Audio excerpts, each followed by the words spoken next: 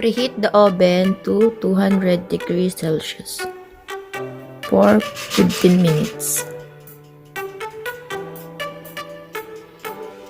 I use 6 pieces Gouda cheese bread that I bought in a supermarket. It is an old bread and I just cut it into small pieces.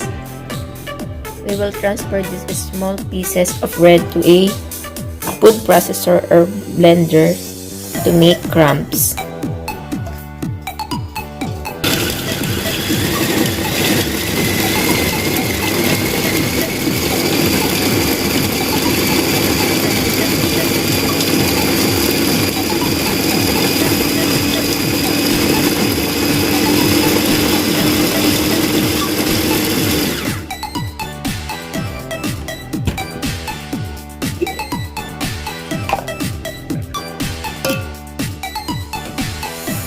We will transfer this to a bowl. We will continue the process until it cooks.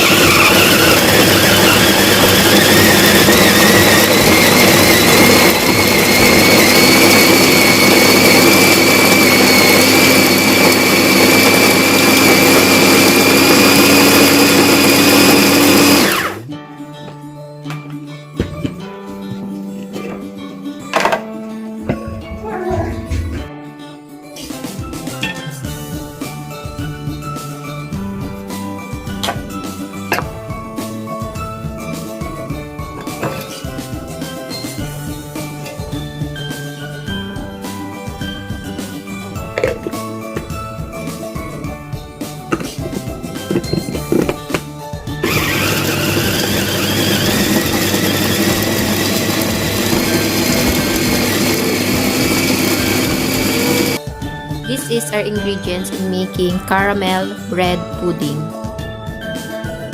Homemade breadcrumbs, vanilla essence, water,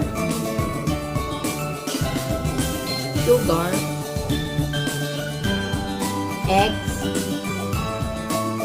1 can evaporated milk, 1 can condensed cream or condensed milk.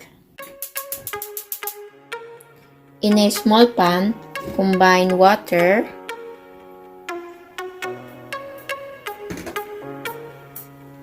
and sugar. Stir until the sugar is dissolved.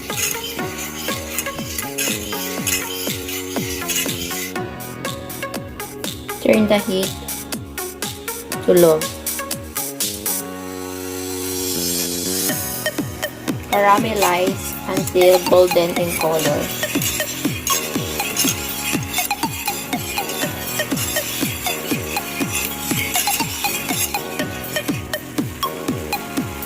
A few moments later.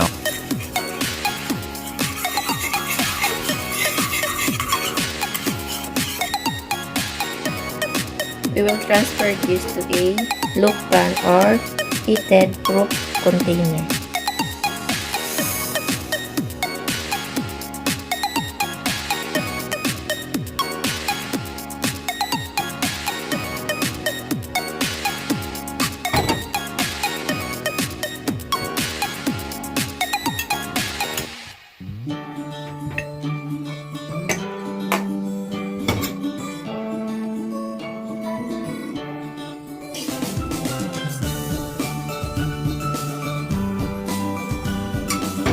And we will set it aside.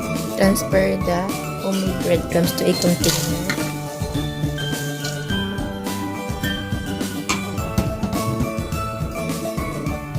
Add the evaporated milk.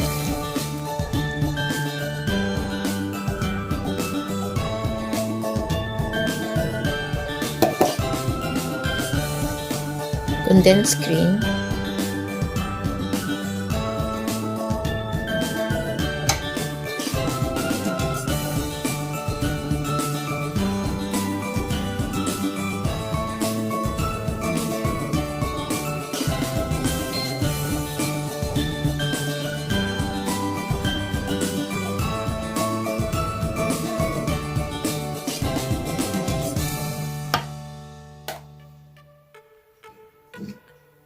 eggs, and our vanilla extract. Combine all the ingredients until well blended.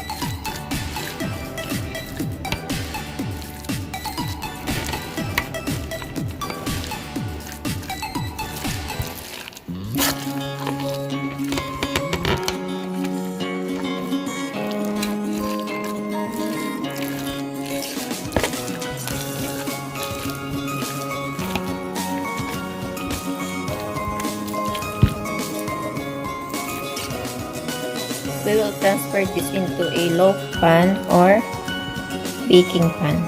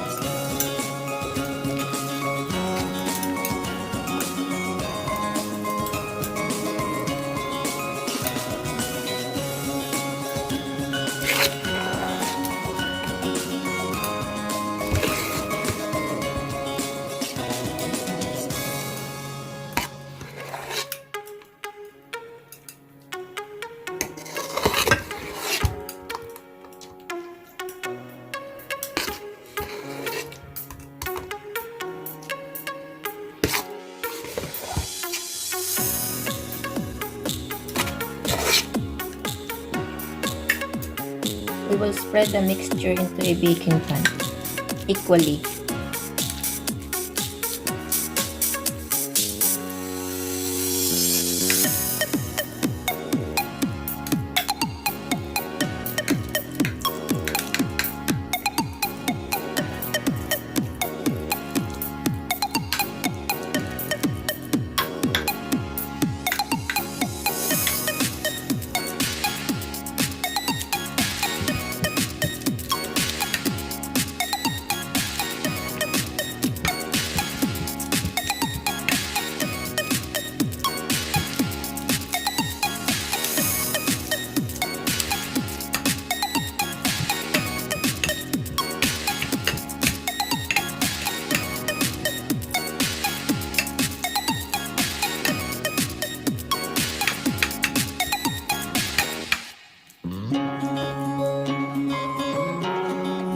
This is what it looks like.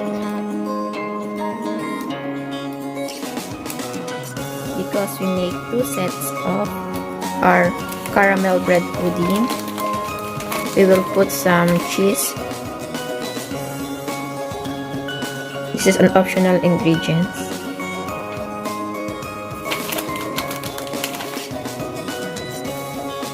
Because I love cheese, we will put more on top.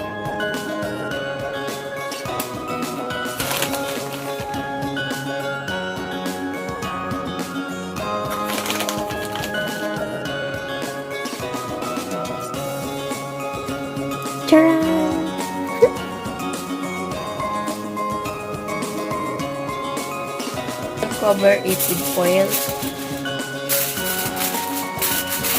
before baking or steaming.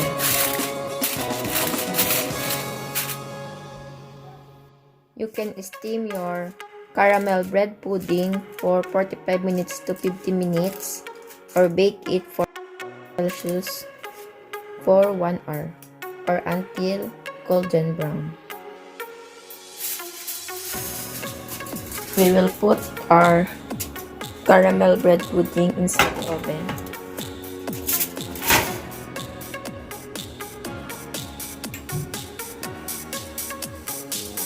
And cook it for 1 hour or until golden brown. 1 hour later.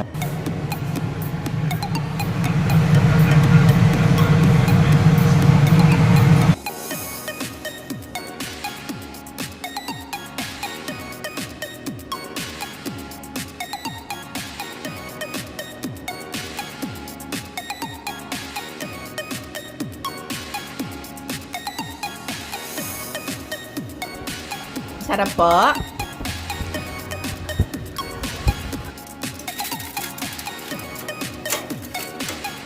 Our caramel bread pudding is already cooked. We will taste it later.